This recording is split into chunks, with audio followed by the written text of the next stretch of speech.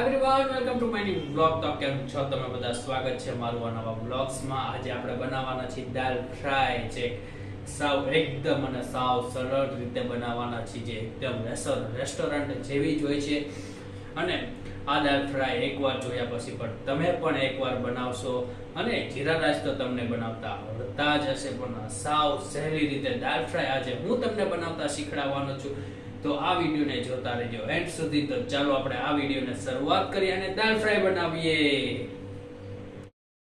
તો આપણે પહેલા સુધારી લઈશું ડુંગળી, ટમેટા અને મરચા.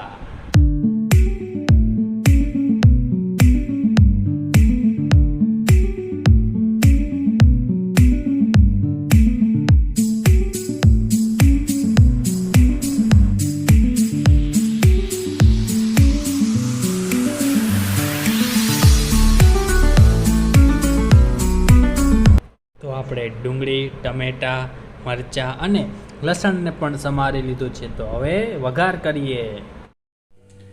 તો હવે પહેલા આપણે તેલ નાખી લઈશું.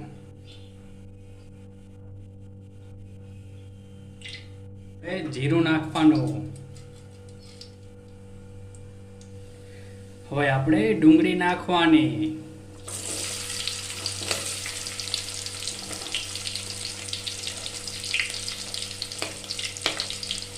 પછી બારીક કાઢીનું સમારેલું લસણ, પછી મરચા, જજો ટમેટા નો નખાય. હવે આ ઘડીક વાર પકાવવા દેવાનું, તતડાઈ જાય પછી આપણે એને ટમેટા નાખી દઈશું. હવે આપણે ટમેટા નાખી દેવાના.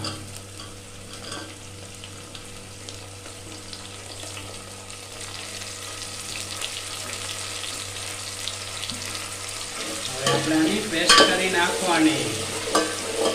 5 મિનિટ સુધી પકાવવા દેવાનું.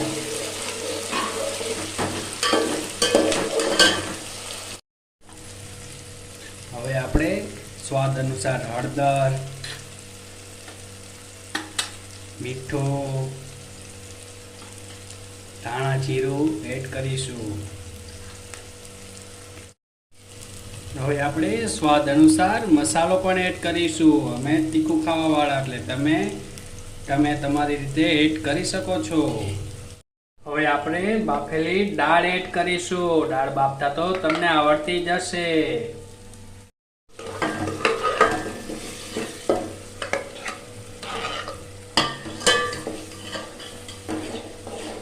હવે થોડુંક પાણી એડ કરીશું, એટલે થોડીક જાડી દાળ ન થાય. હવે આપણે આને ઘડીક સડવા દઈશું 5 મિનિટ.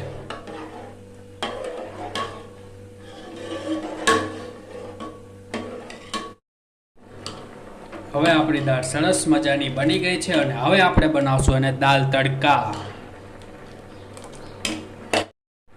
દાલ તડકા બનાવવા માટે આપણે આની અંદર થોડુંક તેલ એડ કરીશું.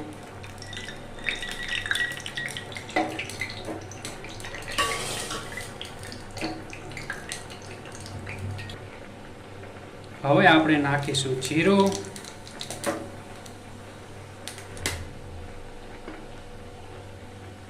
આપણે નાખીશું થોડુંક મરચું,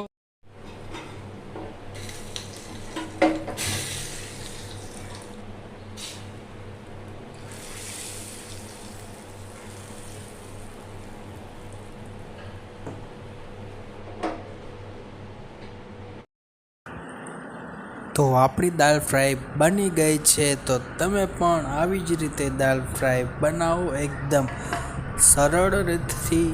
તો આ વિડીયોને લાઈક, શેર અને સબસ્ક્રાઈબ કરવું ના ભૂલતા.